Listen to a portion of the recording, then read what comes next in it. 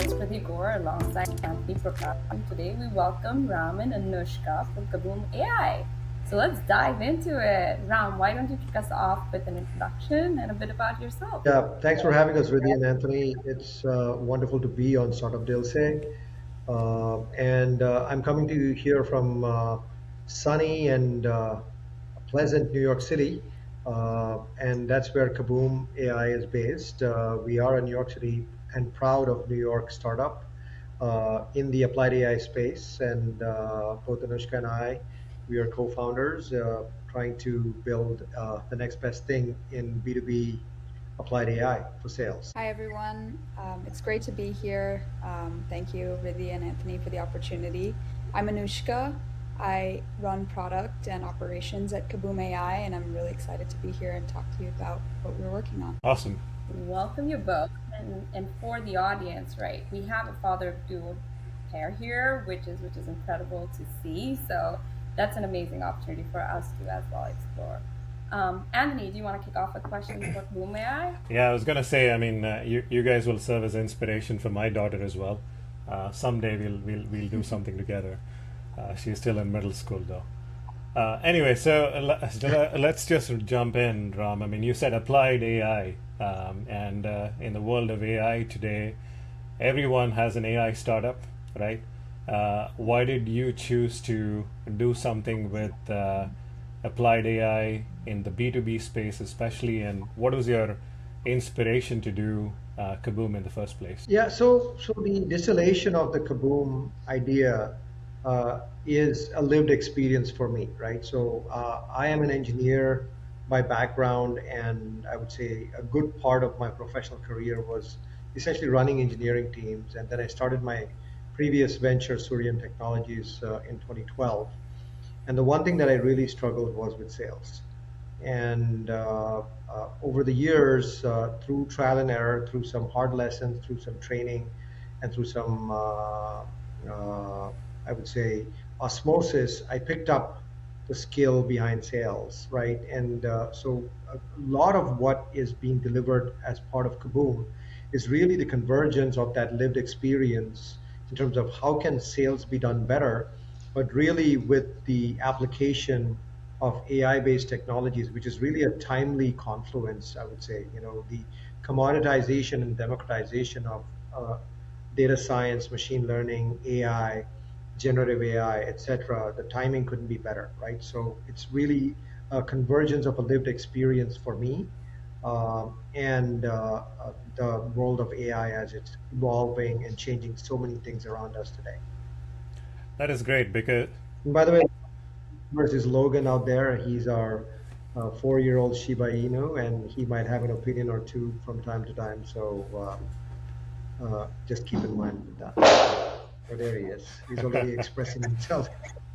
perfect. So one of the things you said struck me there, Ram. I mean, and I hear this in common with a lot of founders, right? Where if they do a startup based on a pain point that they live through, you know, that is really something to build off of. And in your case, I mean, you've basically tried to solve for that with Kaboom. And coming from the enterprise sales, the B2B sales or business development world myself, I mean, I hear the pain, right? And so maybe we just clarify this for the audience, right? When we say sales, I mean, you're obviously talking about once you get into an account, how do you mine that account better? How do you make sure you're not leaving any opportunities on the table? How do you make sure your relationship is top notch? Maybe Anoushka, this is a question for you as the person behind the product itself. I mean, how do you take all those into account and try to build that into Kaboom? Right. So, from a lot of our, I guess, calls and conversations with people in the industry, we're not trying to just base our product solely based off of Ram's experience, right? So we spoke to plenty of other people in the industry about their pain points in account management, and we found that a lot of it is heavily manual. So most of it is done through Excel or other sorts of, just document management, and the rest is through emails and calls and maybe chat messages, depending on the nature of the relationship. And we found that that is a boatload of data that can be used to actually uncover meaningful insights, which is not really being done right now. So the idea is essentially to take all of this data between customer interactions about the nature of a customer relationship and really use that to uncover analytics and insights into how a salesperson or an account manager can be a better account manager. And we call these nudges. Now, this is really where the magic happens for Kaboom, right? And to Anushka's point and to your clarification before, Kaboom is not specifically for sales. Even within sales, it tries to focus on where you have an existing relationship, right? What we feel is that traditional CRMs really ignore the R part, the relationship part, and we are double clicking into that because one of the things that I did learn in my previous experience is that you can really uh, boost your numbers and your revenues by focusing solely on building the relationships with your existing accounts. And that provides an immediate boost and also a defense, if you will, to your revenue and your growth strategy. Because new logos are always hard to come by. Even if you break it into a new logo, it starts very small and it takes time for it to become something really meaningful and impactful to the top line and bottom line. Whereas with existing accounts, many a times what happens is that we ignore some very obvious opportunities and very obvious areas where we can truly boost growth. And those are the areas that Kaboom looks to automate with really that confluence or that convergence of structured and unstructured data, right?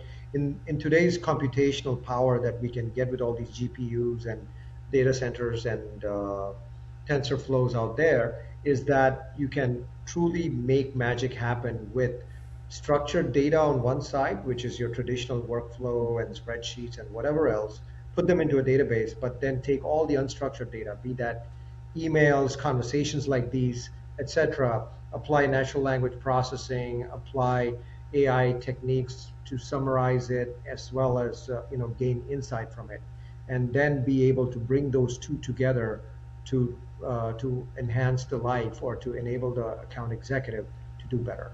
And that's what Kaboom endeavors to do. That's really good to know. I have to ask, this is a very impressive name. How did you guys even come about this? So we wanted something that rolled off the tongue, that was explosive and catchy, no pun intended, right? So we went through a branding exercise and we looked at a few things from bada bing, bada boom, boom itself, right? Some of those URLs were taken and we converged on Kaboom. And actually, the more than the brand name, I think the real backstory here is the fight that we had to do to actually get the Kaboom.ai URL. Because as you know, .ai domains are much more tougher to come by now. They're like the .coms of like a few years before. So Kaboom.ai was on an auction at some weird hour of the night, and there were three people bidding for it, right? And every time, and being an early stage startup, we put like 25 bucks up for it, right? And we had an upper limit, and I'm not going to say what that number was, but it was truly the upper limit for us, for our pockets at that time, and we were pushed all the way to the upper limit and beyond, right? And these guys who are out there, I'm guessing they're just domain sharks or whatever it is, right? They're just outbidding us every time by 50 bucks, right? And we are starting to lose heart. But fortunately, when we hit the upper limit, they just politely bowed out. And for a moment, so that's how we had to win that domain name. Otherwise, we would have had to find a new name for the company. Pretty cool. I think this is the part of the startups that people don't realize, right? Some of the small things also take that investment and hustle to get, but that's great. So I think at least for me, I know you guys are at the early stages. How has the journey been so far? I can Anishka, you answer want to this take one. that? Yeah. It's been a lot of fun. I recently graduated from university, and I think working on this part time as a side project had been semi-serious, but I think when we really kind of realized that this is full time and this is everything to us, it really kicked in, all of the pressure and all of the excitement at the same time. So I've been really enjoying it. I think, especially as a new graduate, it's a great opportunity to explore various aspects of the business, from operations to even UI UX design, of course, development work. And, it's been a blast. I think in more traditional roles, especially entry level roles, I would have probably not gotten this level of exposure. So I've had a lot of fun. And of course, there are good days and there are bad days. So we're just kind of excited to keep things going forward and keep progressing. Yeah, that's what I was going to ask you, Yeah. Anushka. You're coming from Yale, yeah? I mean, that's where you graduated? Yeah, I mean, Yes. you could have gone in a thousand different directions out of college, and instead you chose to inspiration. But I mean, looks like you were working on this part time even before you came out of college, and you chose to continue on that journey. Yeah. So we'd kind of ideated on it for a bit last year, and we started kind of the initial sort of groundwork of finding a company name and coming up with ideas as to what we're trying to build. And then, of course, exploring product level conversations with various people in the industry. And when we kind of realized that this is something that we wanted to pursue full time, it was very close to when I was about to graduate. So it was very divine timing, I guess, for me. And I realized that it was a better opportunity than, looking for a job. And I'd always known that I'd want to be in startups in some capacity. I'd worked in venture capital before this. And, of course, it's in my blood to be an entrepreneur. So I just figured that it was kind of the right place, right time for both of us to come together and work on something, especially since Ram was at the tail end of his previous entrepreneurial journey as well. Perfect. That's a great segue. I mean, go Yeah, ahead. I really think that the journey for an entrepreneur, as I forget which book it's written in, it's 90% terror and 10% euphoria.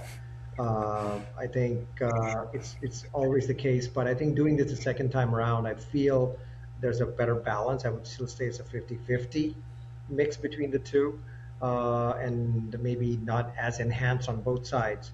But the day-to-day grind of a startup is something that the stories don't get written about, right? Everybody wants to hear the glamorous, or for that matter, the scary part of it. But there is a lot of day-to-day grind that really goes into conceiving the company, the culture, the product, the technology, and also the sales side. Totally. So, Ram, let's talk about your journey itself before Kaboom, right? I mean, I don't know if you told me on the phone when we spoke. I mean, even in your childhood, growing up in Mumbai, you told me you were sort of a tinkerer, right? You would open up things and try to fix them or break them and that sort of thing. I mean, so from then on to your previous company to this one, I mean, how much of a growth you've seen in yourself, or how much has your mindset changed in terms of starting a company from the first one to this one, and any things that you learned the hard way that you wouldn't do in Kaboom? Absolutely. I think that's a very relevant question. And I wish I knew so many things that I know now, right? From pure having trial and error. And in many ways, I have also met a lot of interesting mentors along the way who've been able to pass down some of that knowledge. But every journey for every entrepreneur is unique, right? And this second chapter has its own uniqueness in the sense that we're starting something from scratch. My co-founder is a far more than 2 decades younger than me, and that brings a completely different set of perspectives. But going back to the past, right? I've always been an engineer at heart. When it comes to my early childhood, I would open up the radio or the cassette player, or I'd graduated to actually opening up the TV back home in India, Mumbai, when I was growing up. And then I went to engineering school and kind of kept up with it. And then kind of gravitated towards software and I would say a conservative path of employment, and then I could tell that something wasn't right. Dabbled with a few, I would say, company ideas, but never really understood what it meant to conceive or create of a company until my late 30s, when my career was going perfectly fine and I was just on track to become CTO or CIO. In an e-commerce type of business setup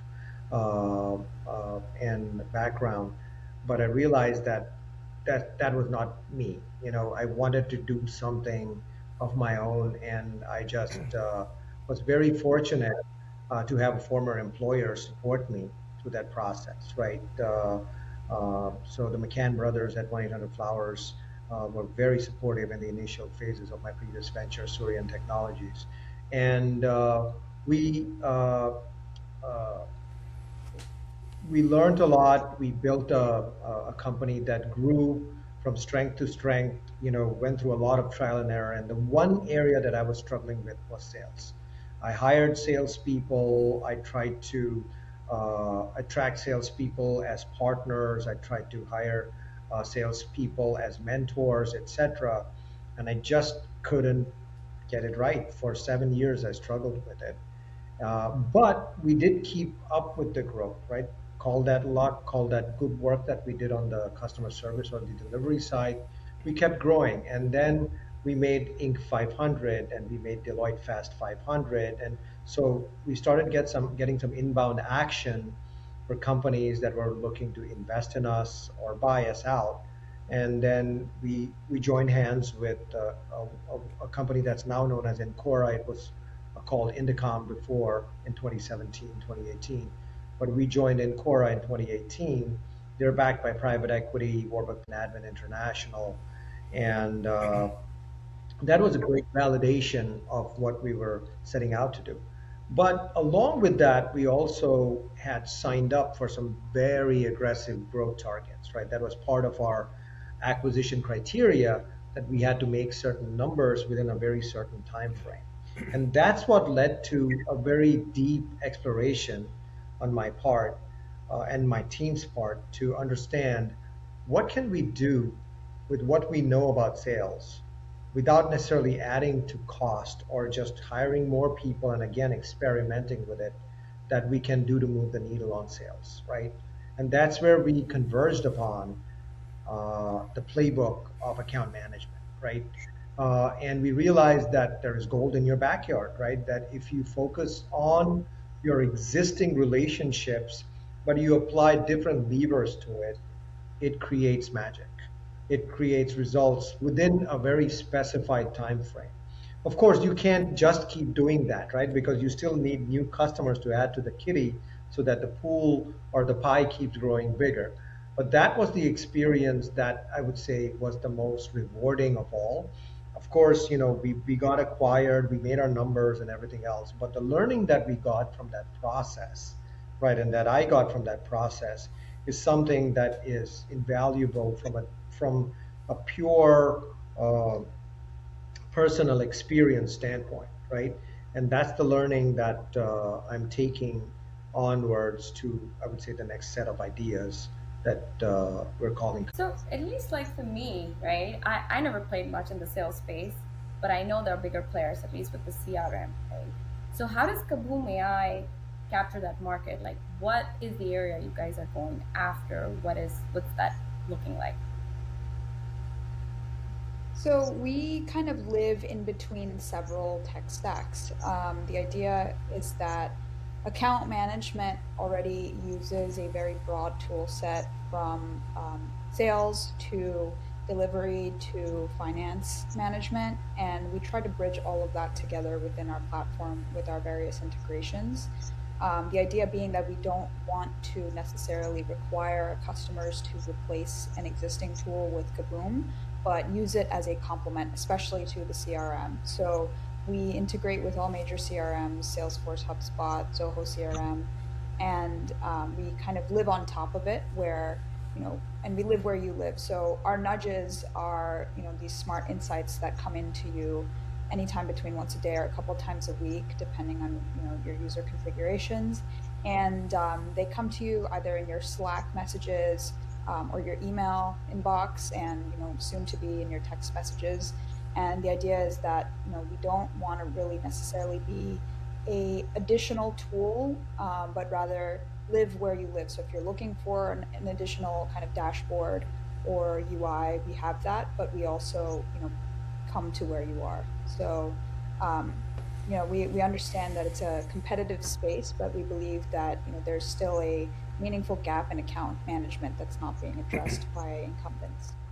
And then the key thing is it will directly impact revenue, right? We sincerely believe in that. This is not just a tool that adds to the already crowded space of tools that you have on your repertoire as a salesperson, right? We believe that the nudges promote certain level of productive and proactive actions by the account exec, and it doesn't interfere with that day because it lives where they live. So it'll come to you in the form of a Slack notification or in the form of an email, etc. So it just adds value to you in the background while you're continuing to service your account. So our goal is never to automate the human out of the equation, but to really add more power in the hands of the human without necessarily creating additional work for them. So we really feel that that's something that we've thought through well, and we want our users to experience that. So, speaking of the users, Ram, I mean, I think simply put, at least in my head, coming from the biz dev world, we call them farmers, we call them hunters, right? I mean, so this is more for the farmer use case, and the CRMs of the world kind of cater to more broadly the hunter use cases, right? I mean, and for the farmer, I mean, who's on the ground, uh, trying to reap every opportunity in the account. I mean, this is the tool, because I mean the CRM for the most part doesn't serve a whole lot of purpose for the person wearing the account manager hat, so to speak, or the client partner hat, right? I mean, did I say that right? Absolutely. I think you couldn't have put it better, right? Hunter farmer, very easy to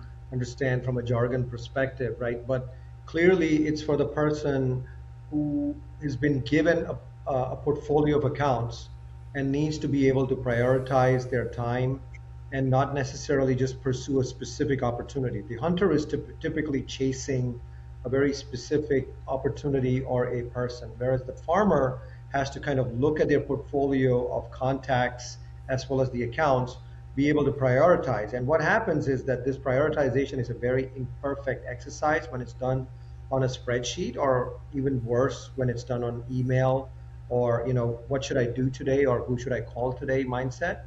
So what Kaboom does is really organize all of that for you so that you do not ignore any of your relationships. You're able to give everybody a bit of your love in a meaningful Hmm. manner. And then to top it, any of that grunt work that you typically have to do as a farmer, a lot of it Kaboom takes away, right? So that then you can just focus on what you are there for, is to really nurture those relationships and thereby increase the revenue and attain your revenue targets. Perfect. And can I ask you? I mean, obviously, I come from the tech sales side. I mean, but I think the way you're describing it, this doesn't have to be just tech sales. I mean, Yeah, so we started Kaboom and focused it on professional services so that we can get one set of industries right. But I feel that it's extendable. So the current set of companies that we're targeting are tech services, software, enterprise software, SaaS companies, marketing agencies, digital agencies, ad agencies, management consulting. So anybody where there is an SOW type of engagement is where we are targeting. But we feel that the world of B2B sales and B2B account management expands into other industries like financial services, asset management companies or alternative investment companies, etc., investment management companies that have B2B relationships, pharmaceuticals and healthcare. Again, you're catering to hospitals and providers and large B2B transactions. So wherever there is a complex B2B transaction involved, we believe Kaboom AI can add it. super clear. Thank you. Um, I think the next thing I wanted to ask is where are you guys in terms of just the overall company progress itself? I mean, what do you plan to do next? Yeah, we've definitely been kind of heads down on product for the majority of this year, and the goal is to kind of break into our first few customers by the end of this year. We're fortunate to have a few design partners working with us to kind of mature the product and make it as valuable as possible so that when we go out to market to actively sell it, it will be something that really wows people. So for the most part, just been kind of heads down, focused on building this and making it valuable. Are Yeah. you taking in any beta users and stuff, Anushka, or not yet? Yes, that's what I meant by design partners. We have a couple of Okay. companies that are using the product for free and providing us with feedback. Go ahead, Ron. It's an interesting phase we're in, right? We've got all the infrastructural pieces of the company ready, right? Legal entities, basic marketing presence, basic presence on social media. Uh, uh, uh, we have kind of put together, cobbled together a design and engineering team in addition to the core founding team, if you will. So we're heads down currently building out the product, rolling it, and putting it in the hands of prospective customers and getting that initial feedback. And we're trying to be careful to calibrate that, right? Like we don't want to go too fast and kind of crash and burn. And at the same time, we don't want to be too slow that we become too boring from a progress perspective or we just run out of runway, right?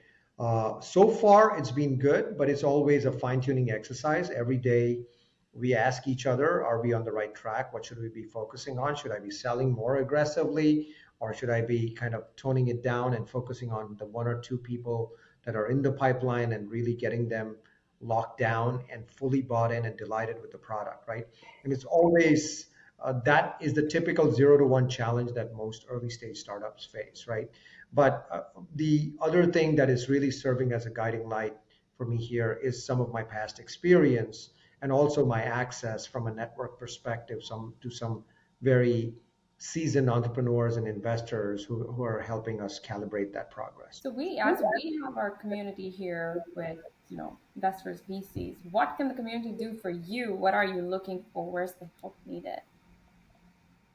So right now, at this very moment, we're looking for feedback on the concept, the product, understanding how to position it.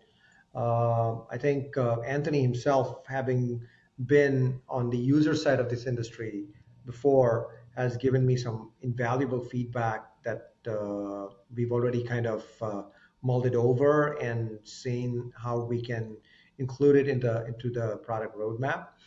So things like that is what we need immediately. But I think the key thing that we also need is to be able to find that balance as to when do we go out and seek funding versus continue to do it on our own, right? Being a second-time entrepreneur gives me a lot of luxuries, but at the same time, it's our resources are not infinite, right? We Yeah. definitely need help either from paying customers who will give us that traction or from investors who understand what we're setting out to do, what our cultural fit is, as well as what the vision for Kaboom AI is, right? And to be able to selectively uh, get to that right community for us is very important. So if I were to sequence that, I would say customers who are willing and able to try Kaboom at a highly discounted price, but to use it and give us real feedback would be number one in priority, followed by investors, angels, or VCs who have a real alignment with our vision and mission and are able to add rocket fuel to Kaboom would be what we use. That's great. So I always ask for startups with co-founders, two or more, about a decision-making process. I mean, in this case, both of you are family as well. I mean, how do you guys come to an agreement on resolving conflicts? I mean, if you have a different point of view on doing a certain feature or making a decision, I mean, have you both figured out a way to kind of iron out those differences? It's very simple. Anushka makes all the decisions. I just follow her lead. You should Yeah. say whether So that's right or wrong, Anushka. I mean, I think that we have a very strong, I guess, debating culture at Kaboom where, we like to give everybody a stage to voice their opinion. And between the two of us, I think usually how it goes is that if there's a strong disagreement, I'm always right. And if it's a small matter, then I let Rom win. All right, Yeah. that's gonna go in double quotes with your name. No, but it's not far from the truth, right? Like Anushka being, I guess, a fresh grad and I guess very mission focused for this time, is a lot more forceful in terms of uh, the questions or the accountability that she introduces to this. Uh, Being, I would say, more seasoned and experienced for me tends to, I take things a little with the flow of things, but she holds my feet to the fire, right? So sometimes I definitely lean in on that youthful energy and that eagerness to get things done. And I think hopefully I'm adding my experience and my knowledge from having been there once to the mix, right? So it's a real healthy balance. But I would say the decision making is not just limited to just the two of us, right? There's other people involved in engineering, product, and design who have different roles, and they form part of our extended Kaboom family. Right now, it's very low key, but I think everybody's opinion does matter, and that is one thing that we will continue to foster as a company culture. That everybody's opinion, point of view, and perspective is taken into account as we evolve as a company, because that's what will really make us grow That's explosively. perfect. I was going to add to one of the points you mentioned about, different stages of career, Anushka being a fresh grad and all that. I mean, I think about it as well. I mean, when I'm in the hiring process and somebody with 5 years of experience comes in, their thought process of how to do account management is totally different from what, say, Ram, you and I would have done for the past 15 years or 20 years, right? So I think the systems also have to change with the times, right? I mean, for Surely. example, if text message is the best way of reaching out to a client, I mean, you and I probably would not have thought about that 10 years ago. We probably would have stood by the executive assistant asking, can I speak to that client for 5 minutes? That would have been our mindset. Versus, in today's world, people text somebody or say, oh, I'm an Instagram friend with this particular client. Can I message him or her on Instagram?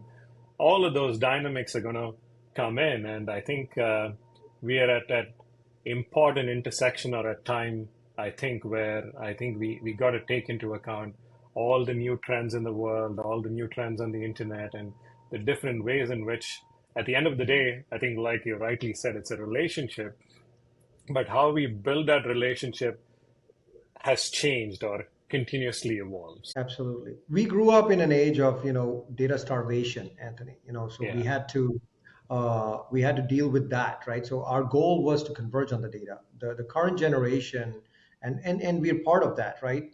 Is that we are in a data deluge right now, right? So there's too much data, and we're trying to make sense of it. And that's where we want to. So the summarization technologies of Kaboom, in conjunction with structured data, is where we feel that the account executive will really feel empowered and enabled, right? yeah. And that's the problem we're looking to solve. And the more people work with it, they'll see the method in our madness in terms of what it is. And because it's a lived experience, I'm confident that it's going to create incremental and meaningful revenue opportunities for all farmers and account executives alike. So that's the promise of it. Obviously, you're using a lot of data from what I understood based on what you said, Anushka, and Ram and I spoke earlier as well. I mean, you probably could use access to as much as inputs as possible, right? I mean, whether it's your calendar information or your email or Slack or whatnot.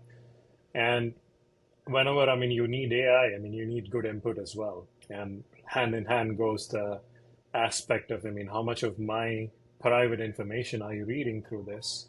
How are you handling that inherently in the product? And what is your point of view on just privacy overall when it comes to Kaboom? Yeah, so without getting too technical, I can say that we're extremely privacy and security forward. I think integrity in those two aspects is at the core of who we are and what we're building.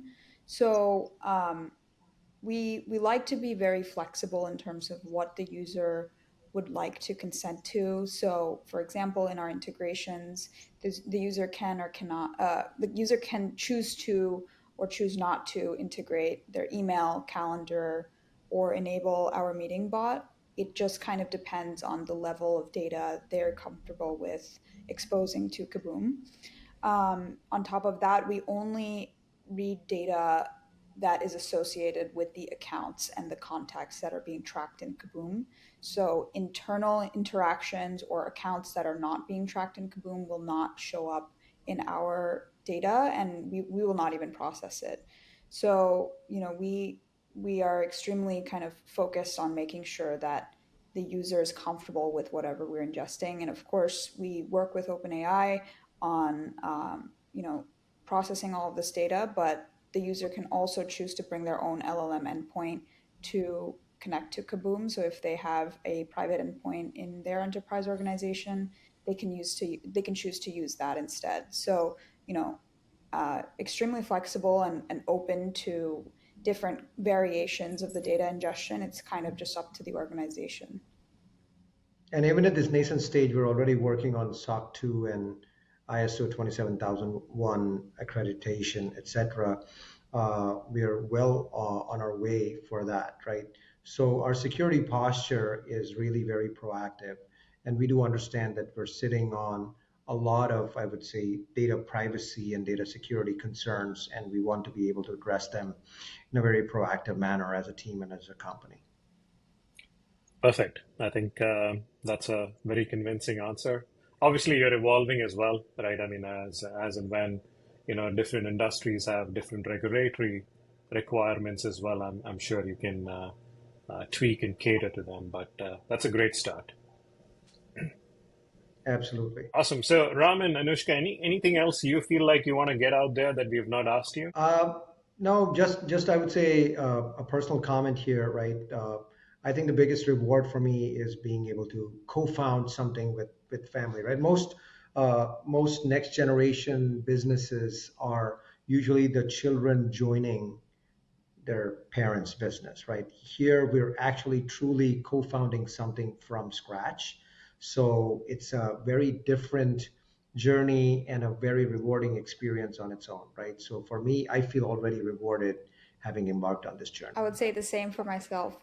I think I mentioned earlier that, this is a really fantastic convergence of, I guess, timing for the two of us. And it is also just a great opportunity for me to be able to learn so much at such a rapid pace. So I'm really grateful to be able to work with my dad. And while it is an unconventional setup, I think we're both very comfortable with, being 100% honest with each other and having those uncomfortable conversations. And I think it'll be a long journey ahead, but I think it will be extremely rewarding. Does your mom complain that you give too much of your time to your dad, though, Anushka? I think it's an interesting kind of dynamic now. It's very different from before we started this, but I think we do a very good job of avoiding talking shop when we're around the rest of our family. So when we're around my brother and around my mom, it's all family time. That's awesome. So I think from Riddhi's perspective and my perspective, great to have you on. You're the first dad-daughter combo on our podcast. I mean, hopefully you're an inspiration to many people out there who want to do this. And wish you guys all the very best with Kaboom. And anyone who comes on our show, we obviously root for you guys. I mean, you're here, number one, because, I mean, we think you have a cool idea. But all the very best to you. Hopefully we'll have you when you become a unicorn or something, right? So maybe sooner than that. All the best. Yeah, Awesome. that's the Thank you so much, goal. Anthony. Sounds good. Pleasure to meet you all. Have a great Bye. evening. You too. Thank Thank you. you. Bye. Thank you.